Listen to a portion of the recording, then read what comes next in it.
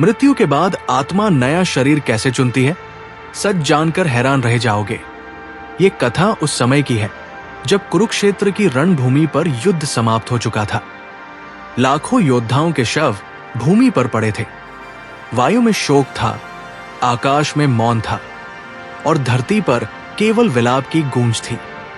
उस रात जब अर्जुन एकांत में बैठे थे और उनके मन में एक गहरा प्रश्न उठा था, तब श्री कृष्ण उनके पास आए। अर्जुन की आंखें भरी हुई थी। उन्होंने हाथ जोड़कर कहा, हे माधव, आज इस रणभूमि पर मैंने असंख्य प्राणियों को मरते देखा। मेरे गुरु थे, मेरे भाई थे, मेरे मित्र थे। वे सब इस धरती पर आए, जिए और चले गए। पर मेरा मन एक प्रश्न से व्याकुल है। जब आत्मा इस शरीर को छोड़ती है तो वो कहाँ जाती है? क्या वो स्वयं अपना अगला शरीर चुनती है या कोई और उसे चुनता है? ये रहस्य मुझे आज जानना ही है। श्री कृष्ण मुस्कुराए। उनकी आंखों में एक अनंत गहराई थी। जैसे किसी सागर में उतरते चले जाऊं और तल न मिले। उन्होंने अर्जुन के कंधे पर हाथ रखा और बोले, पार्थ, तुमने आज वो प्रश्न पूछा है जो युगों युगों से मनुष्य के मन को व्याकुल करता रहा है। मैं तुम्हें आज एक कथा सुनाऊंगा। नमस्कार प्यारे दर्शकों, मैं अर्जुन एक बार फिर आपका हार्दिक स्वागत करता हूं आपके अपने चैनल विद्या ज्ञान सागर में। दोस्तों, आज हम एक नई कहानी और एक नया वीडियो लेकर आपकी सेवा में उपस्थित हुए हैं। आज की कथा अत्यंत ज्ञानवर्धक और प्रेरणादायक है। कथा शुरू करने से पहले आपसे एक विनम्र निवेदन है। शास्त्रों में कहा गया है कि अधूरी छोड़ी गई कथा दुख और पाप का कारण बनती है, इसलिए इसे अंत तक अवश्य सुने। और अगर आप अपनी माँ से सच्चा प्रेम करते हैं तो इस वीडियो को लाइक करें, हमारे चैनल को सब्सक्राइब करें और कमेंट में माँ लिखकर अपना समर्थन दें। तो आइए बिना किसी विलंब के आरंभ करते हैं आज की प्रेरणादायक कथा। बहुत समय पहले की बात है, उस समय की जब इस सृष्टि में एक राज्य था जिसका नाम था विदर्भ। उस राज्य में एक राजा था जिसका नाम था सुमेध। राजा सुमेध बड़ा प्रतापी था, बड़ा न्यायप्रिय था। उसके राज्य में प्रजा सुखी थी। उसकी रानी का नाम था कमलावती, जो करुणा और सौंदर्य की साक्षात मूर्ति थी। उनका एक पुत्र था देवव्रत। देवव्रत जैसा युवक उस युग में शायद ही किसी ने देखा हो। चेहरे पर एक अलग ही तेज था।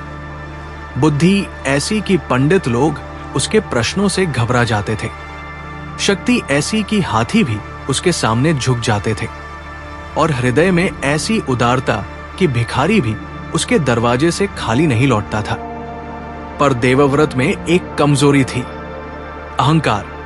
वो जानता था कि वो सुंदर है, वो जानता था कि वो बुद्धिमान है, वो जानता था कि वो वीर है, और यही जानना उसे कभी कभी क्रूर बना देता था। एक दिन देवव्रत अपने राज्य के जंगल में शिकार के लिए निकला। उसके साथ उसके कई सैनिक थे। जंगल घना था, पेड़ों की छाया में धूप भी ठंडी लगती थी। चिड़िया गा रही थी, नदी बह रही थी। तभी देवव्रत की नजर पड़ी। एक बुढ़िया थी, झुकी हुई कमर, सफेद बाल, हाथ में एक टूटी हुई लकड़ी। वो धीरे धीरे चल रही थी और पास ही एक झोपड़ी थी। झोपड़ी के बाहर एक छोटा बच्चा बैठा था, कोई 5-6 साल का, और वो बच्चा रो रहा था। देवव्रत ने पूछा, वो बच्चा क्यों रो रहा है? एक सैनिक बोला, राजकुमार, ये बच्चा जंगल के इस हिस्से में अकेले रहता है। इसके माता पिता कुछ महीने पहले मर गए। ये बूढ़ी औरत इसकी दादी है, बहुत गरीब है। बच्चा भूखा होगा। देवव्रत ने एक क्षण के लिए उस बच्चे को देखा, फिर मुंह फेर लिया। बोला, हमें यहां रुकने की जरूरत नहीं, चलो। और वो आगे बढ़ गया। उस जंगल में उसने उस दिन एक सुंदर हिरन देखा, सफेद रंग का हिरन, बड़ी बड़ी आंखें।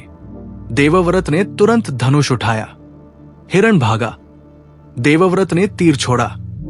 तीर जाकर उस हिरन की गर्दन में लगा। हिरन गिरा। देवव्रत उसके पास गया। हिरन की आंखों में आंसू थे। वो मर रहा था। उन आंखों में कुछ था, एक ऐसा दर्द जो शब्दों से परे था। पर देवव्रत ने उस दर्द को नहीं देखा। उसने बस अपना तीर निकाला और चला गया।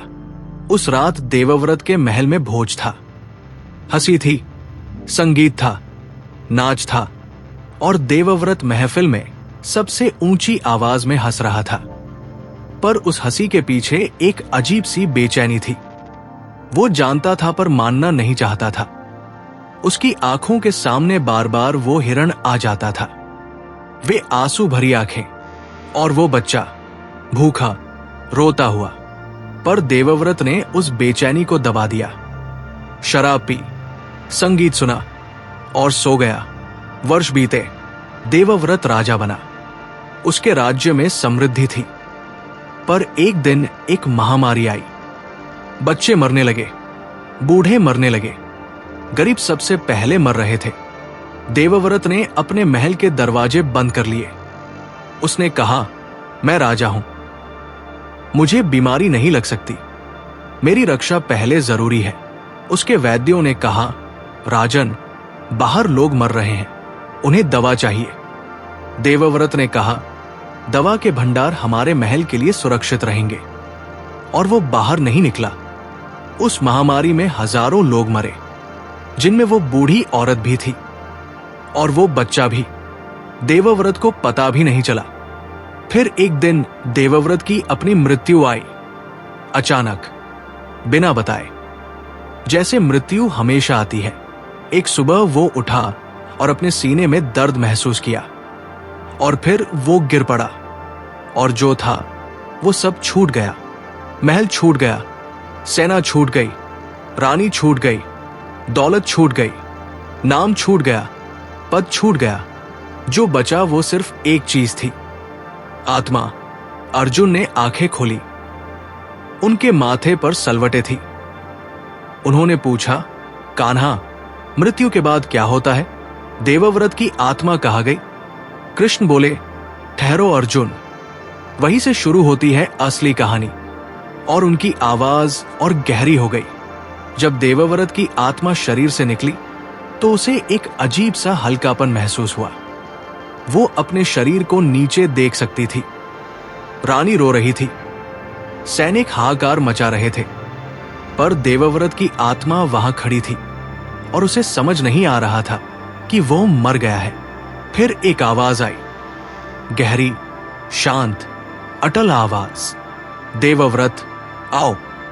आत्मा उस आवाज की दिशा में खिंची चली गई, जैसे कोई अदृश्य धागा उसे खींच रहा हो। एक विशाल द्वार था। उस द्वार के सामने 2 यमदूत खड़े थे और उनके पीछे एक सिंहासन था। सिंहासन पर एक तेजस्वी पुरुष बैठे थे, जिनके हाथ में एक पुस्तक थी। ये यमराज थे।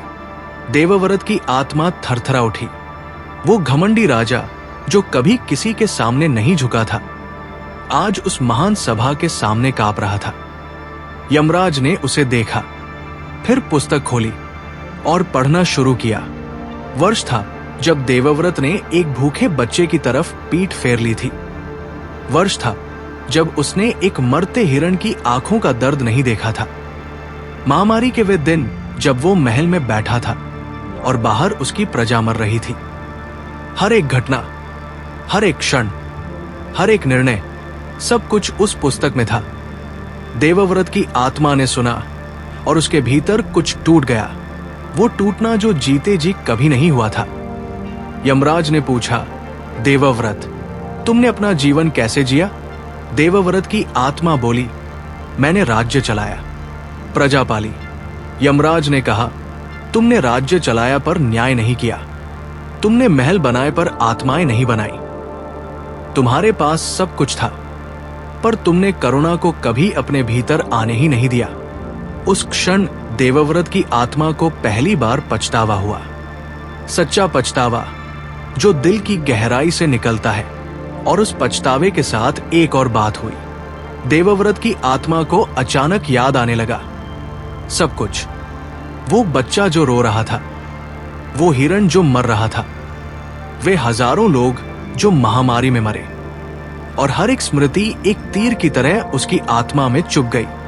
यमराज ने कहा, देवव्रत, तुम्हें अपने कर्मों का फल भोगना होगा। ये विधान है, ये ईश्वर का नियम है जिसे कोई नहीं बदल सकता। और देवव्रत की आत्मा ने सिर झुका दिया। अब कृष्ण बोले, शुरू होती है वो प्रक्रिया जो तुमने पूछी थी। अर्जुन, नया शरीर चुनने की प्रक्रिया। अर्जुन उत्सुकता से आगे झुक गए। कृष्ण ने कहा, सुनो ध्यान से, ये रहस्य बहुत गहरा है। जब एक आत्मा मृत्यु के बाद यमलोक में आती है तो वहां उसके सारे कर्मों का हिसाब होता है। ये हिसाब बिल्कुल सटीक होता है। इसमें एक कण भर भी गलती नहीं होती। न रिश्वत चलती है, न सिफारिश, न झूठ। वहां सिर्फ सत्य होता है। जो कर्म तुमने किए वे 3 तरह के होते हैं। पहले है संचित कर्म, यानी वे सभी कर्म जो तुमने इस जन्म में और पिछले जन्मों में किए और जिनका फल अभी बाकी है। दूसरे हैं प्रारब्ध कर्म, यानी वे कर्म जिनका फल इस जन्म में मिलना तय था और जो तुम भोग चुके। और तीसरे है क्रियामान कर्म, यानी वे कर्म जो तुम इस जन्म में नए बना रहे हो। जब आत्मा यमलोक में पहुंचती है तो संचित कर्मों का पूरा बोझ उसके साथ होता है और उसी बोझ के अनुसार उसे फल मिलता है। जिसने बहुत पुण्य कमाया वो स्वर्ग जाता है, जिसने बहुत पाप किए वो नर्क जाता है। और ये स्वर्ग नर्क भी स्थायी नहीं है, ये भी एक अनुभव है।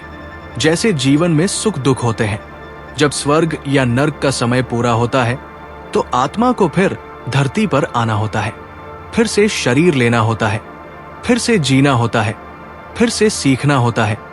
और यही शुरू होती है वो अद्भुत प्रक्रिया, नए शरीर का चुनाव। अर्जुन ने कहा, तो कान्हा, ये चुनाव कैसे होता है? क्या आत्मा खुद चुनती है या कोई और? कृष्ण ने मुस्कुराकर कहा, दोनों। आत्मा भी चुनती है और उसके कर्म भी चुनते हैं। असल में अर्जुन, ये ऐसा है जैसे एक बाजार में जाना, एक विशाल अदृश्य बाजार।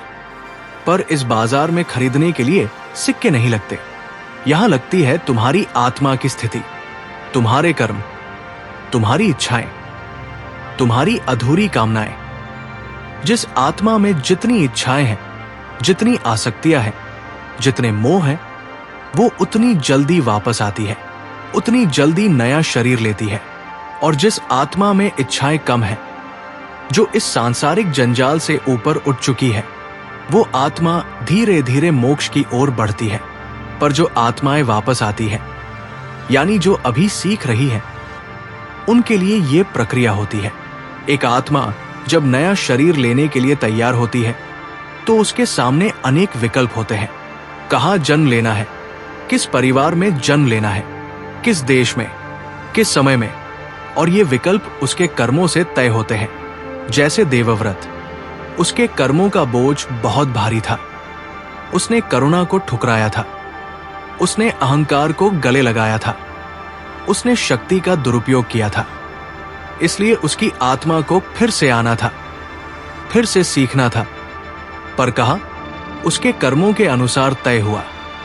यमराज ने देवव्रत की आत्मा से कहा, देवव्रत, तुम्हें अभी बहुत कुछ सीखना है। तुमने अहंकार को जिया, अब तुम्हें विनम्रता सीखनी है। तुमने दूसरों का दर्द नहीं देखा, अब तुम्हें खुद वो दर्द जीना होगा। तुमने शक्ति का घमंड किया, अब तुम्हें निर्बलता में भी ईश्वर को देखना होगा।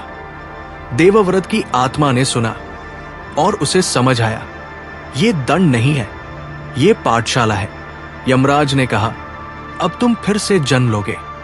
इस बार तुम एक साधारण परिवार में जन्मोगे। न राजसी ठाठ, न सेना, न महल, बस एक छोटी सी झोपड़ी। और तुम्हारे माता पिता बहुत गरीब होंगे। देवव्रत की आत्मा ने कहा, पर यमराज, मैं कैसे जानूंगा कि मुझे क्या सीखना है? यमराज ने कहा, तुम्हें याद नहीं रहेगा। कोई भी आत्मा नए जन्म में पुराना याद नहीं रखती। यही परमात्मा की व्यवस्था है। पर तुम्हारी आत्मा में वे संस्कार रहेंगे। जब तुम्हें विनम्रता सीखने का मौका आएगा तो कुछ भीतर से कहेगा। जब तुम्हारे सामने करुणा का पल आएगा तो हृदय खिंचेगा। यही संस्कार है, यही आत्मा की स्मृति है और इसी संस्कार के आधार पर आत्मा धीरे धीरे अपना रास्ता खोजती है। देवव्रत की आत्मा ने नया जन्म लिया। इस बार उसका नाम था रामदास। एक छोटे से गांव में एक किसान के घर रामदास बड़ा हुआ। उसके पिता खेत जोतते थे, मां घर संभालती थी। घर में रोज सुबह मंदिर से घंटी की आवाज आती थी। मां हमेशा कहती थी, बेटा जो है उसमें संतोष रखो और जो नहीं है उसके लिए ईश्वर पर भरोसा रखो। रामदास बड़ा हुआ तो उसके जीवन में बहुत तकलीफें आई। एक बार सूखा पड़ा, खेत सूख गए, पूरे साल की मेहनत धूल में मिल गई। पर रामदास ने हार नहीं मानी। एक बार उसके बच्चे बीमार पड़े, दवा के लिए पैसे नहीं थे। वो रोया, पर फिर भी उसने पड़ोसियों की मदद मांगी और अपने बच्चों को बचाया। एक बार गांव में बाढ़ आई, उसका घर बह गया, सब कुछ चला गया। पर रामदास ने एक काम किया जो शायद देवव्रत के रूप में वो कभी नहीं करता। उसने पहले अपने पड़ोसियों को बचाया, बाढ़ में उतरा, बूढ़ों को निकाला, बच्चों को उठाया और सबको सुरक्षित स्थान पर पहुंचाया। अपना घर बाद में देखा। उस रात रामदास के पास कुछ नहीं था, खाना नहीं, छत नहीं, पर उसके हृदय में एक अजीब सी शांति थी। एक ऐसी शांति जो उसने पहले कभी नहीं महसूस की थी। जैसे कुछ भीतर से कह रहा हो, सही किया। ये वही संस्कार था, वो आत्मा की स्मृति जो यमराज ने कही थी। रामदास पूरी जिंदगी जिया, साधारण जीवन पर गहरा जीवन। उसने दूसरों की सेवा की, उसने करुणा से जिया, उसने अहंकार को कभी घर नहीं आने दिया। और जब रामदास की मृत्यु हुई तो उसके आसपास उसके बच्चे थे, उसके पड़ोसी थे, सब रो रहे थे, सब कह रहे थे, इतना अच्छा इंसान हमने नहीं देखा। रामदास की आत्मा शरीर से निकली और इस बार उसे वो हल्कापन और गहरा लगा, जैसे एक बड़ा बोझ उतर गया हो। अर्जुन ने आंखें पोंछी। वे कब से रो रहे थे उन्हें पता ही नहीं चला। उन्होंने पूछा, कान्हा, तो क्या देवव्रत का पाप धुल गया? क्या रामदास के रूप में उसने अपना हिसाब चुकता कर दिया? कृष्ण ने कहा, नहीं अर्जुन, एक जन्म में इतना बड़ा हिसाब नहीं होता। पर उसकी दिशा बदल गई और दिशा बदलना सबसे बड़ी उपलब्धि है। रामदास की आत्मा जब यमलोक में पहुंची तो इस बार हिसाब कुछ हल्का था। यमराज ने कहा, रामदास, तुमने इस जन्म में अच्छे कर्म किए, पर अभी भी कुछ बाकी है, अभी भी कुछ सीखना है। और रामदास की आत्मा ने विनम्रता से कहा, जो आपकी आज्ञा। वो विनम्रता जो देवव्रत में कभी नहीं थी। यमराज मुस्कुराए और रामदास को फिर एक जन्म मिला। इस बार थोड़ा बेहतर परिवार, थोड़ी बेहतर परिस्थितियां, क्योंकि कर्म बेहतर थे। अर्जुन ने पूछा, कान्हा, पर यह निर्णय कैसे होता है? यानी किस परिवार में जन्म लेना है, किस देश में? क्या इसमें आत्मा की कोई भूमिका है? कृष्ण ने कहा, बिल्कुल है। जब एक आत्मा को नया शरीर लेने का समय आता है तो कुछ चीजें पूर्व निर्धारित होती हैं और कुछ आत्मा की इच्छाओं से तय होती है। जिस आत्मा में जैसी इच्छाएं हैं वो वैसे वातावरण में जन्म लेती है। जो कर्म तुमने किए वे तुम्हारा अगला जन्म तय करते हैं। अच्छे कर्म अच्छा जन्म, बुरे कर्म कठिन जन्म। ये सुनकर अर्जुन की आंखें भर आई। उन्होंने कहा, और ये जो कुरुक्षेत्र में मरे हैं ये सब भी फिर आएंगे? कृष्ण ने कहा, हां, सबकी आत्माएं अमर है, ये शरीर बदलते हैं, आत्मा नहीं बदलती। याद करो गीता में मैंने क्या कहा था, न जायते म्रियते वा कदाचित। ये आत्मा न कभी जन्म लेती है न कभी मरती है, ये तो बस एक वस्त्र बदलती है। जैसे मनुष्य पुराने कपड़े उतारकर नए कपड़े पहनता है, वैसे ही आत्मा पुराना शरीर छोड़कर नया शरीर लेती है। और ये यात्रा तब तक चलती है जब तक आत्मा पूरी तरह शुद्ध नहीं हो जाती।